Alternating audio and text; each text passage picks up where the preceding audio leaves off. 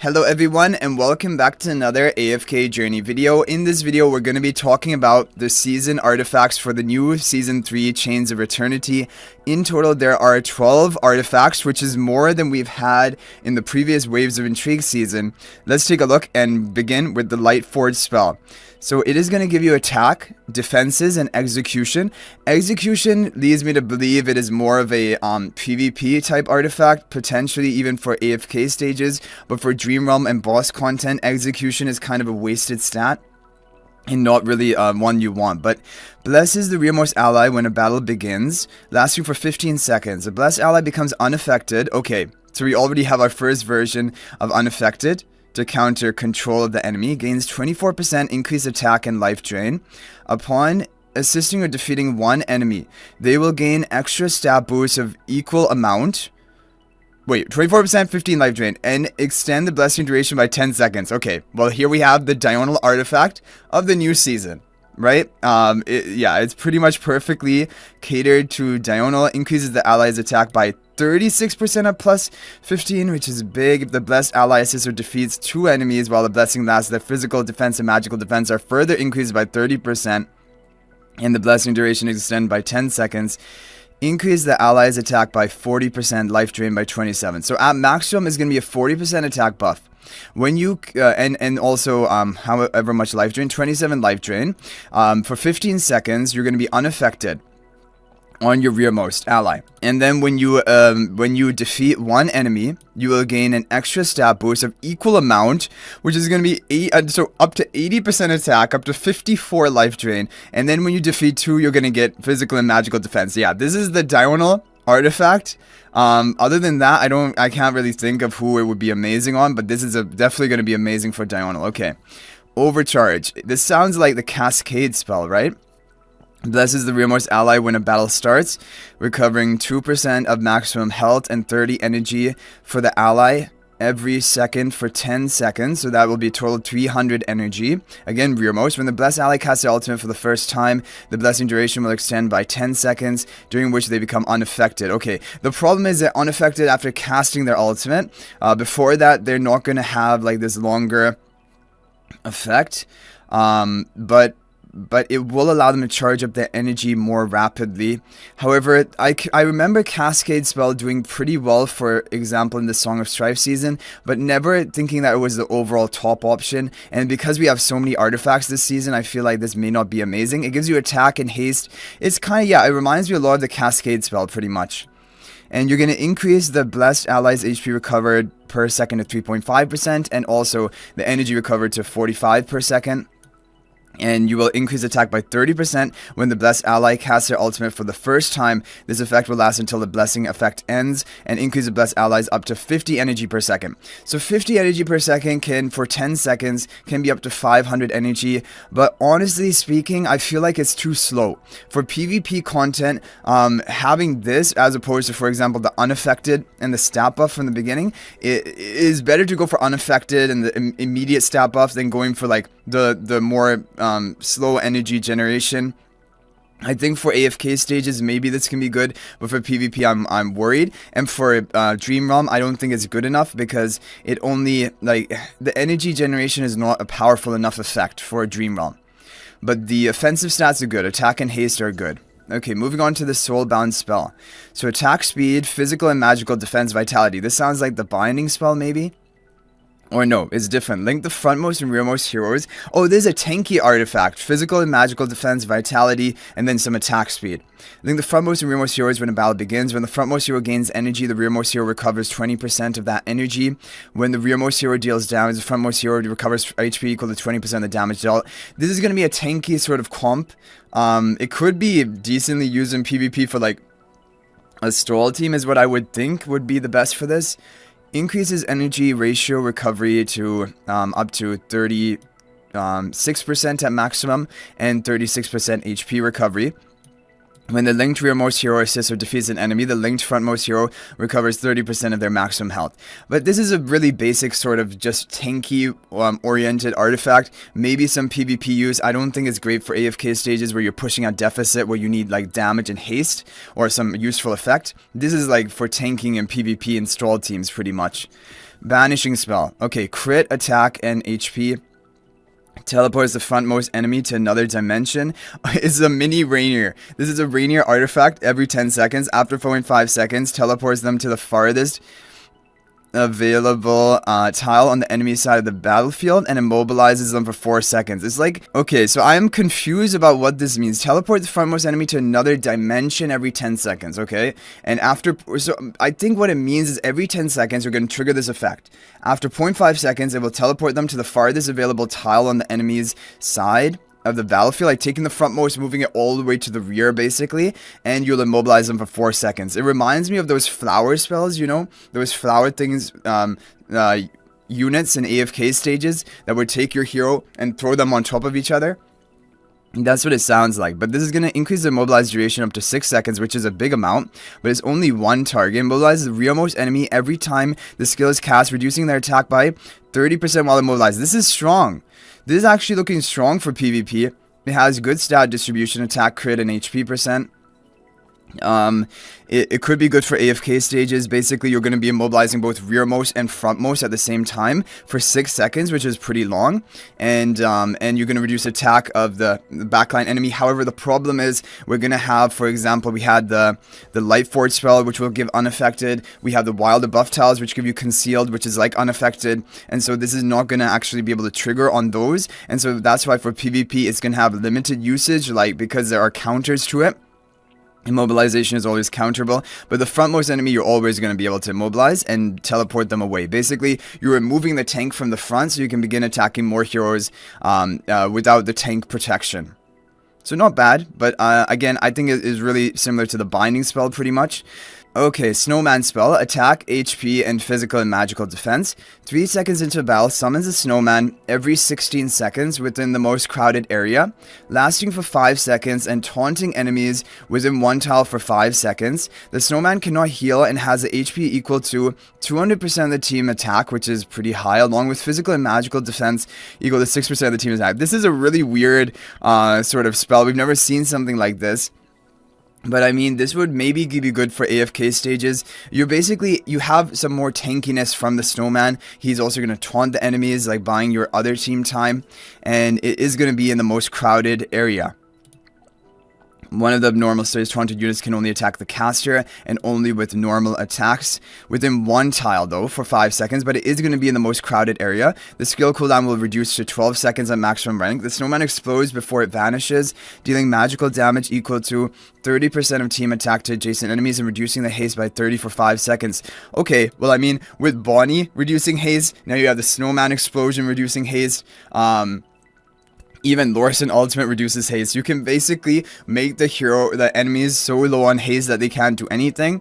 But yeah, AFK stage oriented spell. I would not really use this in PvP. I don't think it doesn't sound like it would be great, but I don't know. Like, I mean, for the like distracting the enemies and then exploding with the haste debuff, not bad, right? Could maybe be used.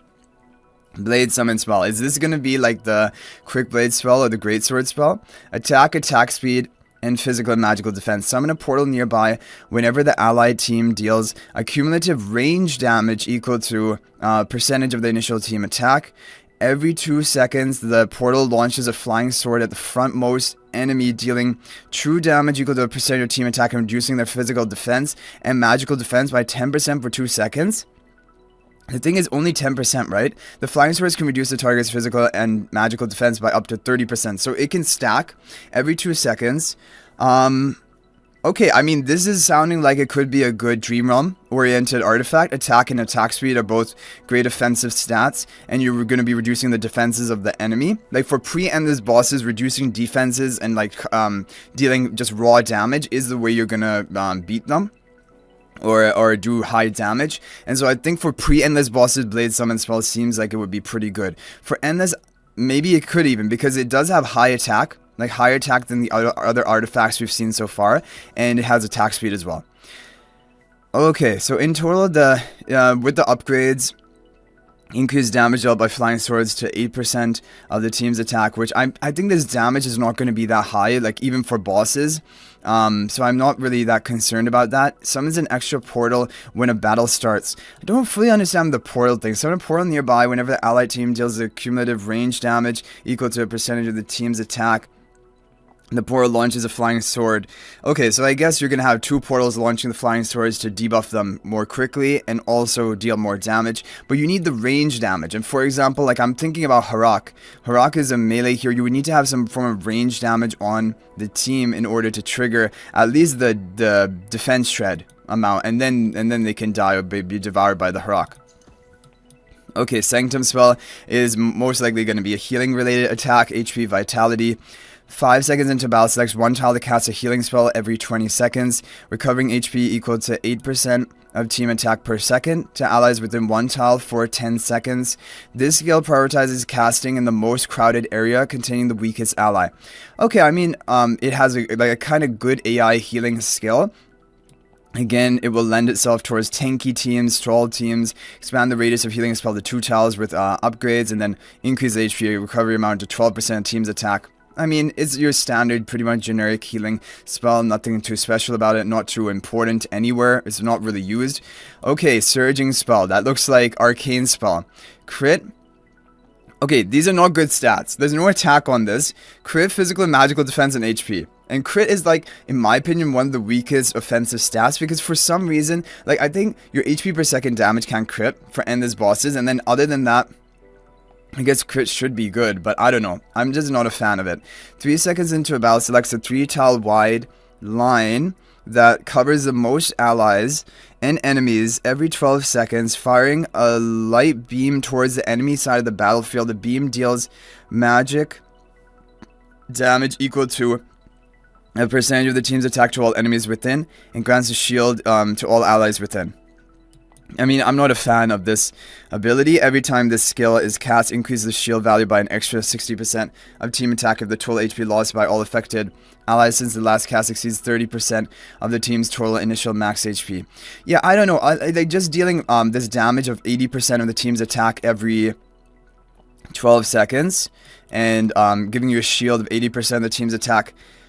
I don't know. I don't feel like this is impactful enough. This is not great for PvP. I don't think it's a great option for AFK stages. Definitely not for Dream Realm. There's no way. So unless you're like talking about Plague Creeper and somehow trying to like nuke them with this beam. But I'm not a fan of this Surging Spell. It reminds me actually like the Tide Call spell, but much worse because it doesn't have like any debuff causing the enemy to take more damage or anything like that. Okay, Harmonic Spell. Attack, haste, and life drain. Good offensive stats. Blesses all allies when a battle begins and every 10 seconds thereafter. Increasing their attack by... Okay, this is good.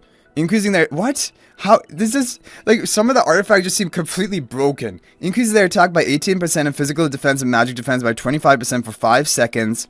During this time, allies with HP ratio above 50% gain 20 haste, and allies with HP ratio below 50% gain 20 life drain. So, like, at the beginning of the battle, you're going to have 20 haste on all of your allies, 18% attack, physical and magical defense boosted by 25% for 5 seconds, and every 10 seconds this is going to happen. Are you kidding me? Harmonic Spell?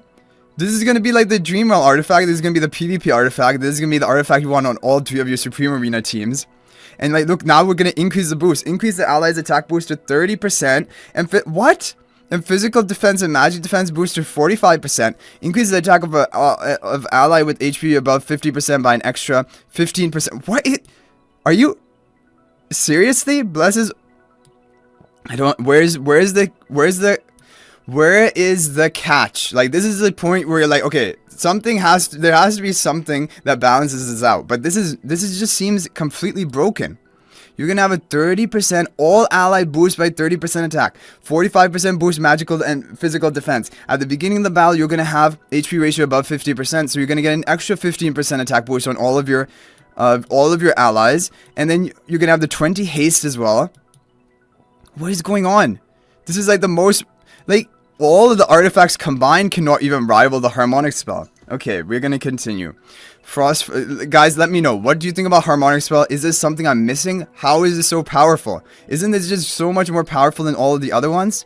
Frostfall Spell. This has attack, haste, good offensive stats. Summons a blizzard in the most crowded area every time 4 cumulative ultimates are cast by allies. The blizzard lasts... Okay, so Tide Call-like spell. The blizzard lasts for 6 seconds, dealing true damage equal to 8% of team attack to enemies within 1 tile each second. So just raw true damage, while reducing the haste by 40. Okay, that's useful. Reducing the haste by 40. After casting the skill 3 times, the range expands to 2 tiles. Okay. Okay, summons a blizzard in the most crowded area. It will begin at 1 tile, or within 1 tile each second, and then the range will expand to within 2 tiles from this blizzard location, which is powerful. Reducing the haste is good, like we've seen other haste reduction abilities, or basically from the artifact, like I think the Snowman Explosion, and now we have the Frostfall Spell. But I like this one more than the Snowman Explosion. I think this is a more powerful artifact effect. Okay, when you level up to plus 20, cast a skill when allies have cumulatively cast 3 ultimates instead of 4. That is powerful. And at maximum, increase the blizzard's damage dealt per second to 12% of team's attack, and of your whole team's attack, and reduces haste by 40 is still the same. Okay, and it will last for 6 seconds, and then every 3 ultimate casts, you're going to re-trigger it, and it will have a 2 tile range after casting the skill 3 times. It could be good for AFK stages. For PvP, I think it's a bit awkward still. It's a bit slow. And like it does have the haste debuff though. So if you can cast your ultimates frequently and debuff the enemies, it is powerful. I think this is a good overall artifact. I like it. Definitely, this is not as catered to Dream Realm, because Dream Realm, you don't need the AoE damage, but for PvP AFK stages, I could see it being used. Okay, now the Stormstrike Spell. So attack, defense, penetration, and HP. That is good for example, even pre-endless bosses. Reducing the defenses or like cutting through the defenses with penetration is useful. Summons a lightning strike whenever an enemy hero cumulatively loses 40% of their HP, dealing magic damage equal to 60% of team attack, while reducing their vitality by 40 and energy on hit by 40 for 6 seconds. Now the problem is, for Dream Realm bosses, they're not going to lose 40% of their HP, right? And that is the issue. And so this is more of like a PvP related artifact, but then you're going to deal like a high amount of team attack, reduce their vitality, and reduce their energy on hit for 6 seconds. So it's like a single target thunder, like strike. You're striking that single target and increases damage dealt. My lightning strike plus 20 ability deals extra damage equal to 40% of target's lost HP, capped at 80% of team attack. So yeah, you're really nuking down one target who is losing health rapidly. But I'm not a fan of this ability. For Dream Realm, I don't think, yeah, it can have uses because it is only triggered after they're losing a percentage of their health, which is not good for bosses. However, for PvP, maybe you could use it, but I think the other artifacts we've seen so far are more powerful. And a maximum increases damage dealt by lightning strike to 80% of the team's attack. Okay, we have made it to the final artifact, Iceguard Spell. Haste, Vitality, Physical, and Magical Defense. Probably again a tanky sort of artifact. When a battle begins, grants a shield that equals to 160% of team attack to the frontmost allied hero. That is a big shield. Lasting for 12 seconds. While the shield is active, it creates a cold zone that affects all enemies within 1 tile, reducing their attack by 20% and attack speed by 20%. That is powerful. With level ups, you're going to increase the shield value to 200% of the team's attack, and grant the frontmost allied hero shield every 20 seconds thereafter. Okay, so to begin with, it is only 12 seconds, and then it is going to fade away, right? However, on the plus 20 upgrade, you're going to, every 20 seconds after that, you're going to be gaining this shield. And it is a big shield amount, with the shield value being only 40% of the initial shield's value. Okay, so you're going to keep getting the shield triggered, but not at the same amount as the initial shield. It'll be 40% of the initial shield, but that still will be pretty high. So, I mean, this is a pretty interesting effect, and again, another way of debuffing and making your tank, like, pretty much unkillable. I think it can definitely have uses in PvP. Obviously, this is not a Dream Realm, like, damage-dealing artifact, so it would not be usable there. Maybe for some AFK deficit pushing, it could be used.